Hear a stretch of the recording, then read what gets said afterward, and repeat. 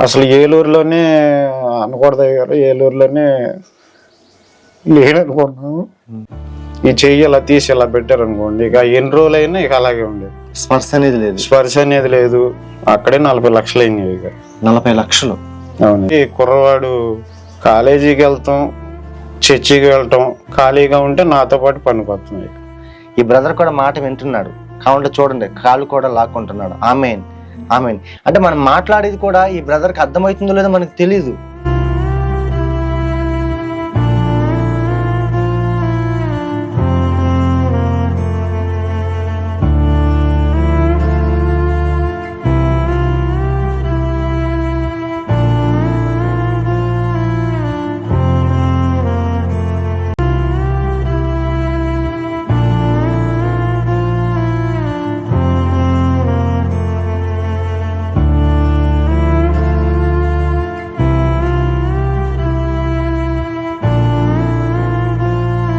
దేవుని నామానికి మహిమ కలుగును గాక. ఇప్పుడు నేను కైక్లూరు పక్కన ఒక మారుమూల పల్లెటూరులో నేను రావడం జరిగింది.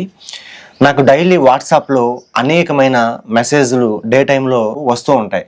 గత కాలం నుంచి ఇంచుమించు 1 సంవత్సరం నుంచి నాకు మిడ్ నైట్ 1 గంటకి ప్రైజ్ లార్డ్ బ్రదర్ అని మెసేజ్ పెట్టడం, లేకపోతే తెల్లారుజామున 3 గంటలకు ప్రైజ్ లార్డ్ బ్రదర్ అని మెసేజ్ పెట్టడం, ఇంచుమించు 1 ఇయర్ బట్టి అలా మెసేజ్లు వస్తూ ఉన్నాయి.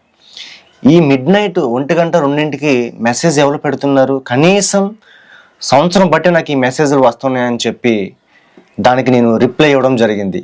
అప్పుడు రిప్లై ఇచ్చినప్పుడు ఈ బ్రదర్ నాతో మాట్లాడడం జరిగింది. అప్పుడు ఏంటంటే, ఈ బ్రదర్ పరిస్థితి, ఈ యొక్క బ్రదర్ వీడియో నాకు వాట్సాప్లో షేర్ చేయగానే, ఈ పరిస్థితిలో నేను ఇక్కడ రావడానికి గల కారణం, ఈ బ్రదర్ ఇలా ఉండడానికి గల కారణం ఏమైందో తప్పకుండా మొదటి నుంచి చివరి వరకు ఈ వీడియో చూడండి. Praise lord brother. Praise lord. అసలు ఈ బ్రదర్ పరిస్థితి ఇలా అవడానికి గల కారణం అసలు ఏమైంది బ్రదర్? అయ్యారు అందరికి వందనాలు. అయ్యా జోషాన్ గారికి వందనాలు. కుర్రవాడి గురించి చెప్పాలండి అన్నగారు. ఆయన డిగ్రీ 3rd ఇయర్ చదువుతున్నారు. కాలేజీలో ఫంక్షన్ ఉందని వెళ్ళినారు. అంటే పేరు వాళ్ళ ఫంక్షన్ అని వెళ్ళారు. వెళ్తా ఉండగా 2 స్నేహితులను ఈయన కలిపి బండి మీద వెళ్తా ఉండగా బండి వీళ్ళే స్కిడ్ అయిపోయి పడిపోయింది. బండి మీద నుంచి పడిపోయారు అయ్యారు. పడిపోగానే మరి ఈయన పడితే కోమాలని మాకు ఫోన్ వచ్చింది. పొద్దుటే 10ంటికి వెళ్ళారు. 10ంటికి వెళ్తే మాకు 2:30 ఆ టైంలో ఫోన్ వస్తే ఇలానే పడితే కోమాలోకి వెళ్ళిపోయారంటే, అప్పుడు ఏలూరు తీసుకెళ్ళి, ఏలూరు నుంచి గుంటూరు తీసుకెళ్ళాం అయ్యారు. గుంటూరు తీసుకెళ్తే నైట్ వెళ్ళేపాటికి 11:30 ఆ టైం అయింది. అప్పుడు ఈ బ్రదర్ పరిస్థితి ఎలా ఉందండి?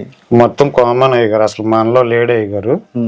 మన మామూలుగా కైకలూరు నుంచి ఏలూరు తీసుకెళ్లేపాటికి అందరూ అనుకున్నారు లేదు అయిపోయింది అని. మాకైతే మా కుర్రవాడిని చూపించలేదు అయ్యారు. చూపించకుండా ఏలూరు తీసుకెళ్ళినాక ఏలూరు నుంచి అబ్జర్వేషన్లో ఉంచాలంటే కూడదని చెప్పి అప్పుడు గుంటూరు, మాకు తెలిసిన వాళ్ళ ద్వారా గుంటూరు ఉదయ హాస్పిటల్ అని అక్కడ తీసుకెళ్ళినాం అయ్యారు. తీసుకెళ్తే ఆయన కూడా మా వల్ల కాదు, చేయమంటేనే చేస్తాము అని చెప్పారు అయ్యారు. ఆయన తీసుకెళ్ళినప్పుడు 2 పక్కల దెబ్బ తగిలింది అయ్యారు. లెఫ్ట్ సైడ్, రైట్ సైడ్ కూడా 2 పక్కల కూడా బలమైన గాయాలు తగులుతాం. వాళ్ళని లెఫ్ట్ సైడ్ ఏమంటారు అయ్యారు, చిన్న మీద అంటారు కదా, ఆ జ్ఞాపశక్తి ఉన్న దానికి వేసి ఎక్కువ డ్యామేజ్ అయిపోయింది. మనం తీసుకెళ్లేపాటికి లేట్ అయిపోయేపాటికి కొంత లేట్ అయిపోయింది. మీరు చేయమంటేనే చేస్తాము అంటే సరే చేయమని చెప్పి డాక్టర్ గారిని బతిలాడితే నైట్ సర్జరీ చేశారు అయ్యారు. సర్జరీ చేసిన తర్వాత ఐసీలో పెట్టారు. దరిదాపు ఐసీలోనే 2 నెలల 3 రోజులు 8 రోజులు ఉన్నాం అయ్యారు. మేము ఆర్థికంగా చూస్తుంటే తక్కువ, కాకపోతే దేవుని చిత్తాన్ని బట్టి కుర్రవాడు కాలేజీకి వెళ్తాం, చర్చికి వెళ్ళటం, ఖాళీగా ఉంటే నాతో పాటు పనికొస్తున్నాయి. ఏ చెడు అలవాట్లు లేవు. ఎక్కువగా ఆయన మా సిఆర్ గారని, డేవిడ్ గారు, మా సిఎస్ఐ సంగమయ్య గారని, ఈ ప్యారిష్ల చుట్టూరు అందరు పాస్టర్ల గారికి ఎక్కువ పరిచయం అన్నమాట. మీ బాబు? మా బాబు అండి. అంటే ఎలాగంటే ప్రతి పరిచర్యలో చర్చిలో ఏం జరిగినా కానీ, ఏ విషయం అయినా కానీ, ఇవన్నీ ఈయన ద్వారా కొంత కుర్రవాళ్ళు యూత్ ఉంది అయ్యగారు. ఒక 12 మంది అంతమంది మెయిన్ వాళ్ళు ఉన్నారు. వాళ్ళందరూ ఎక్కువగా ప్రోత్సహించి ఏ కార్యక్రమం జరిగినా, యూత్ మీటింగ్ జరిగినా, ఇవన్నీ వీటి వల్ల ఏమైందంటే అయ్యగారులకి ఎక్కువగా పరిచయిస్తాడు ఆయన.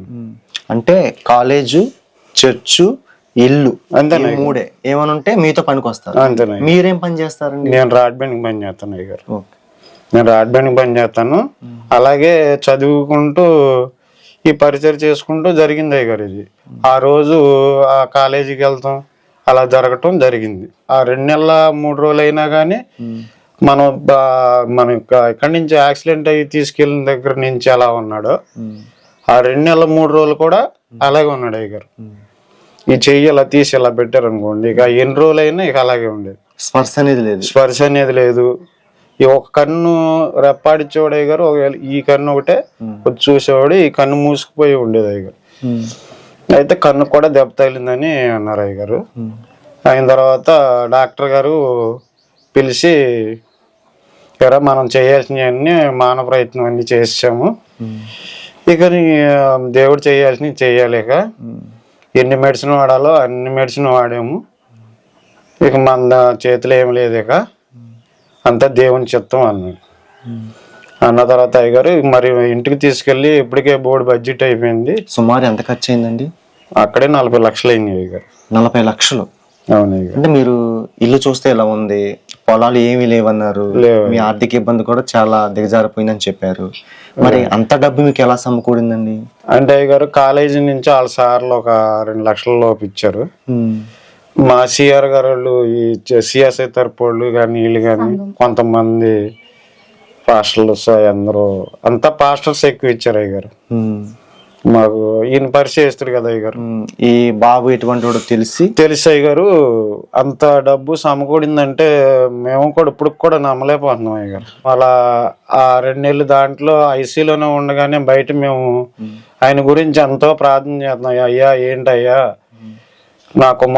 నీ కుమారుడిని ఎలా అయిపోయాడు, ఎప్పుడు నీ సేవలోనే ఉండేవాడు కదా, నువ్వేం చేసినా కానీ నీ చిత్తమేనాయనా, లైన్ అయితే నీ సేవకి అయ్యా అని అప్పుడు తీర్మానం తీసుకున్నాం అయ్యగారు.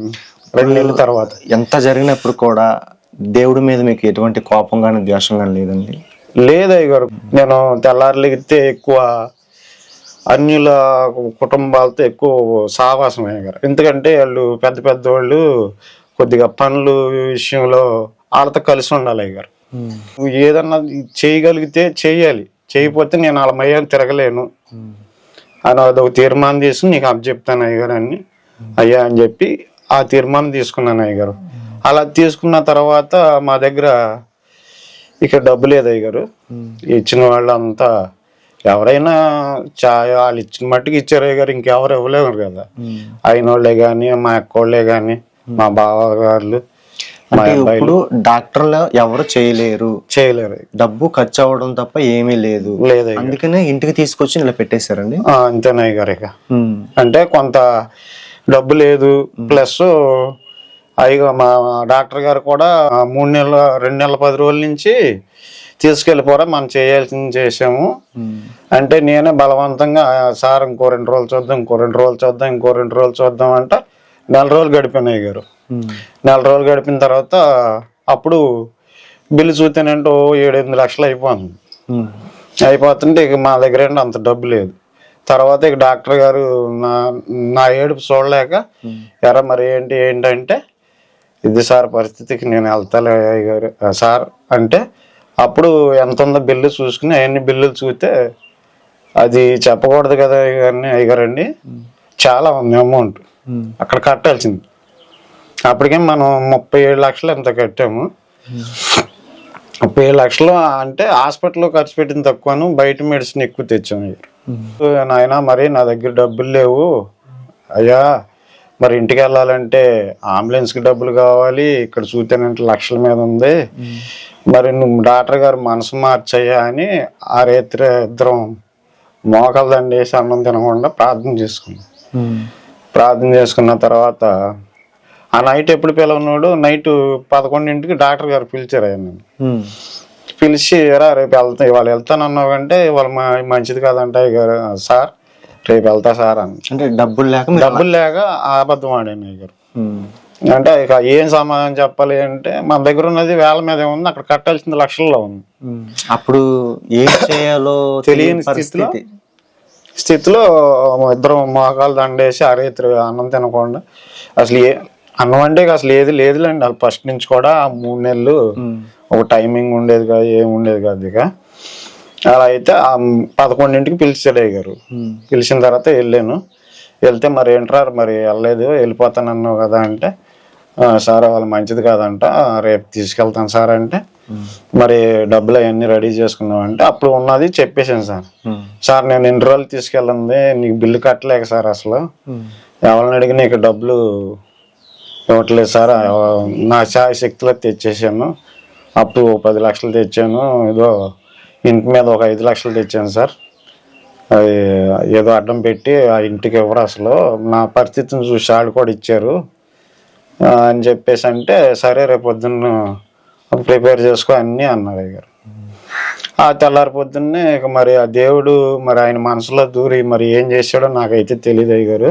మా దీన పరిస్థితిని చూసి ఆయన కట్టాల్సింది అయితే చాలా మొత్తంలో ఉంది, కాకపోతే మా ఎందుకు జాలి తెలిసి ఆయన మా కుమారుడు విషయంలో మా విషయంలో జాలి తెలిసి సగం కట్టించుకుని వచ్చేటప్పుడు కూడా అంబులెన్స్ కూడా డబ్బులు ఆయనే ఇచ్చి మెడిసిన్ కూడా కొని అంత డబ్బులు ఇచ్చి పంపించాడు అయ్యారు. ఆయన అంబులెన్స్ కూడా ఆయనే డబ్బులు ఇచ్చాడు అయ్యారు. అప్పుడు అనుకున్నాను అయ్యారు, దేవుడు నేను చేసిన ప్రార్థన వ్యర్థం అవ్వలేదు అని దేవునికి కృతజ్ఞత స్తుతులు చెల్లించుకుంటూ వచ్చి చెప్పి ఆ విషయం. అందరు ఊరాళ్ళందరూ చనిపోయాడు అనుకున్నారు. ఇంకా మాతో పాటు ఇంకొక అమ్మాయి ఉన్నది, ఆవిడ నేను ప్రార్థన చేసుకొని నేను ఎంతగానో నా బిడ్డ బతికించాలి, తీసుకుంటే నువ్వు తీసుకయ్యా, లేకపోతే నువ్వు బతికించయ్యా నేను అది అడిగానయ్యా. ఓసన్న గారి మందిరానికి వెళ్దామని ఆ అమ్మాయి అన్నదమ్మ. అక్కడికి వెళ్ళినాక నేను ఓసన్న గారి మందిరానికి వెళ్ళానండి. వెళ్ళొచ్చిన తర్వాత మళ్ళీ నైట్ 7ంటికి వెళ్ళి 3 తెల్లారి గట్ల 3ంటికి వెళ్ళొచ్చాను. వెళ్ళొచ్చిన తర్వాత ప్రార్థన చేసుకొని అలాగే పడుకుంటే నాకు స్వరం వినిపించింది, కుమార్తె నీ కుమారుడు నేను బతికిస్తాను, నేను స్వస్థపరుస్తానని. నాకు స్వరం వినిపించి నేను స్వస్థపరుస్తావా అయ్యా నేను గబాలి లేచిపోయా. నాకు మెలకు వచ్చేసి నేను ఇక అప్పటి నుంచి నేను దేవుని ప్రార్థన చేసుకుంటే నేను అలా పడ్డట్టే ఉండేది. తర్వాత కొన్ని రోజుల తర్వాత సంవత్సరం అయిన తర్వాత మళ్ళీ ఇంటికి తీసుకొచ్చి సంవత్సరం అయినాక కాళ్ళు లాక్కుంటాం, మళ్ళీ ఆయనే సాపుకుంటాం. ఇంటికి తీసుకొచ్చినాక ఒక 4 నెలల వరకు కాళ్ళు చేతులు అసలు ఏం పని చేయలేదు అయ్యారు. ఒక 4 నెలలు పోయిన తర్వాత మేము ఇంకా గోజాడి అడుగుతున్నాం వేసాను.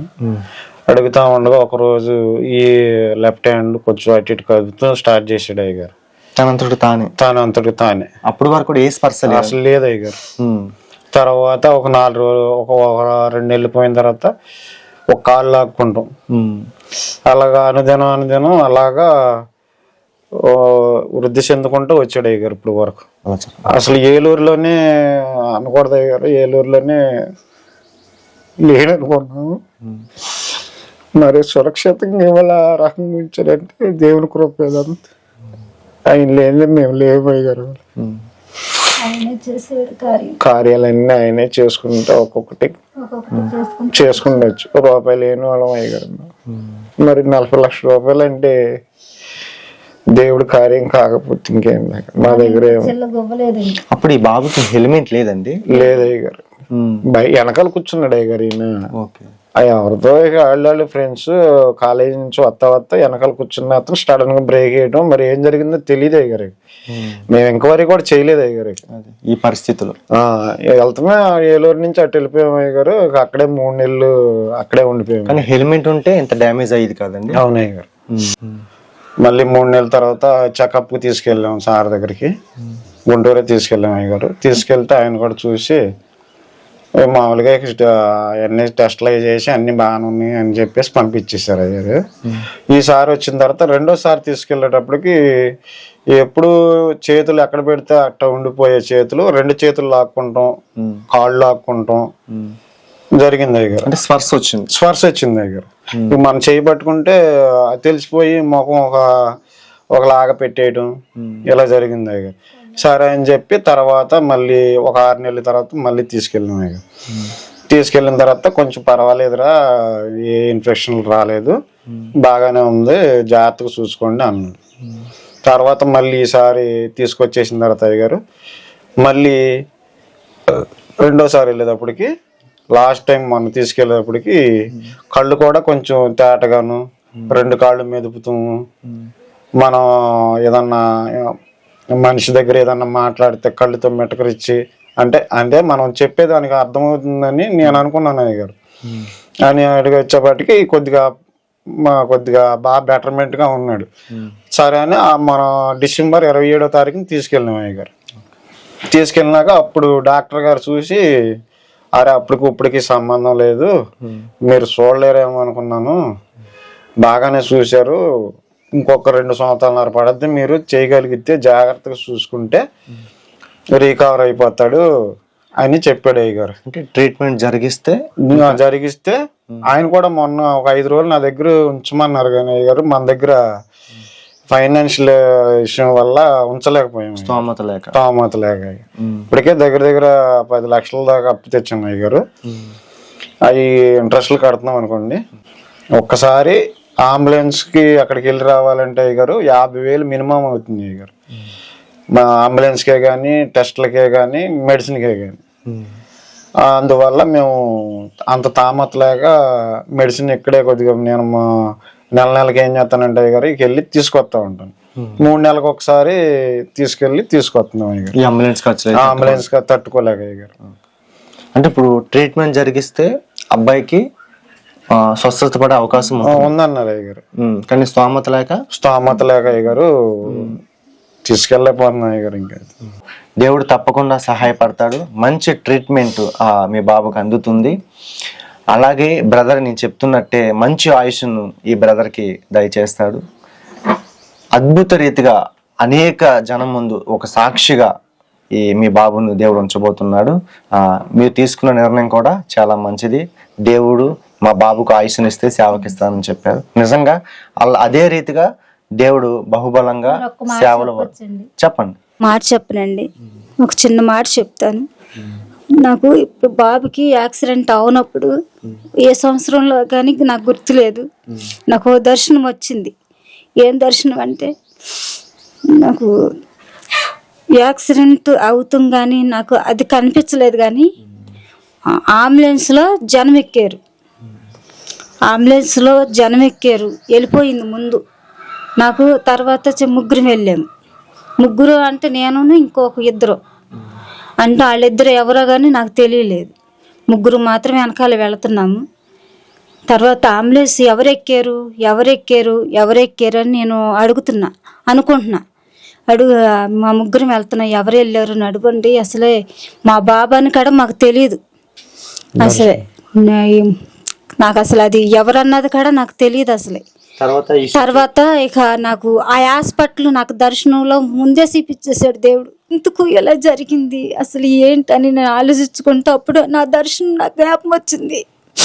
ముందే నాకు చూపించాడు, నేను గ్రహించుకోలేకపోయానని అనుకున్నాను.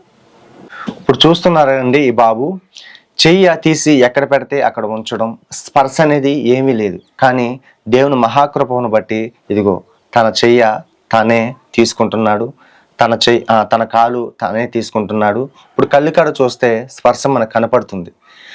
ఈ బాబు దేవుని యొక్క మహాకృపను బట్టి చనిపోయాడు, ఈ బాబు బ్రతకడు అన్న పరిస్థితి నుండి డాక్టర్ల సహితం ఇంకా డబ్బులు ఖర్చు పెట్టొద్దు, మీరు తీసుకెళ్ళిపోయింది అన్న పరిస్థితి నుండి ఇలాగే మంచం మీద ఎటువంటి స్పర్శ లేని పరిస్థితుల్లో దేవుని మహాకృపను బట్టి అనేక మంది ప్రార్థన వల్ల, అమ్మకిచ్చిన దర్శనం వల్ల తన చెయ్య తానే లేపుకుంటున్నాడు, తన కాలు తానే తీసుకుంటున్నాడు. నేను ఇప్పుడే చెప్తున్నాను, హిజ్కియాకు 15 సంవత్సరాల ఆయుష్ను పొడిగించాడు. అలాగే ఐదింతలు ఈ బాబుకు ఆయుష్ను దేవుడు దయచేయును గాక. అనేక మందికి ఈ బ్రదర్ ఒక సాక్షిగా నిలబడును గాక. అనేక మందికి ఈ బ్రదర్ ఒక మాదిరికరంగా దేవుడు వాడుకుంటున్నాడు. అందుకు దేవుని నామానికి మహిమ కలుగును గాక. ఆమేన్. మీ వ్యక్తిగత ప్రార్థనలో ఈ బ్రదర్ గురించి జ్ఞాపకం చేసుకోండి. ఈ బ్రదర్ ఇంక చూస్తే నిజంగా చాలా ఆశ్చర్యం వేస్తుంది, చాలా బాధాకరం కూడా ఉంది. ట్రీట్మెంట్ కూడా డబ్బులు లేక ఇంట్లోనే పెట్టుకున్న పరిస్థితి. దయచేసి మీ వ్యక్తిగత ప్రార్థనలో జ్ఞాపకం చేసుకోండి.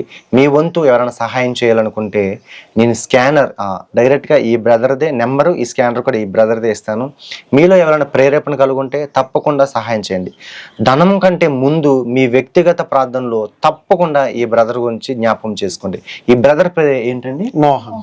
బ్రదర్ మోహన్. ఈ బ్రదర్ మోహన్ గురించి మీ వ్యక్తిగత ప్రార్థనలో జ్ఞాపకం చేసుకుని చూసారా, కాలు కూడా తనంతట తానే కాలు కూడా అదిగో లేపుతున్నాడు. ఎటువంటి స్పర్శ లేదు. వాళ్ళ తల్లిదండ్రులు చెప్తున్నారు ఎటువంటి స్పర్శ లేదు. చెయ్యి ఇలా తీస్తే అలా పెడుతున్నట్టే. కానీ దేవుడు మహాకృపను బట్టి చూడు, దేవుడు మాటలు వింటున్నాడు. ఈ బ్రదర్ కూడా మాట వింటున్నాడు. కావుంటే చూడండి, కాలు కూడా లాక్కుంటున్నాడు. ఆమేన్, ఆమేన్. అంటే మనం మాట్లాడేది కూడా ఈ బ్రదర్కి అర్థమవుతుందో లేదో మనకు తెలియదు. కానీ ఇప్పుడు చూసారా, కల్లారా నేను మాట్లాడుతుంది అర్థమవుతుందని నేను అనుకుంటున్నాను. ఈ చెయ్యి కూడా కదుపుతున్నాడు, కాలు కూడా తనంతట తన లాక్కుంటున్నాడు. ఇంకా బెటర్ ట్రీట్మెంట్ దేవుడు ఈ బ్రదర్కి దయచేయను గాక. ఆమేన్. అందరికి ప్రైజ్ లాడమ్మా. తప్పకుండా నేను చెప్పిన విషయం ఏంటంటే అనేక మంది మన క్రైస్తవులు స్పందిస్తారు. ఈ బ్రదర్కి మంచిగా ట్రీట్మెంట్ జరుగుతుంది.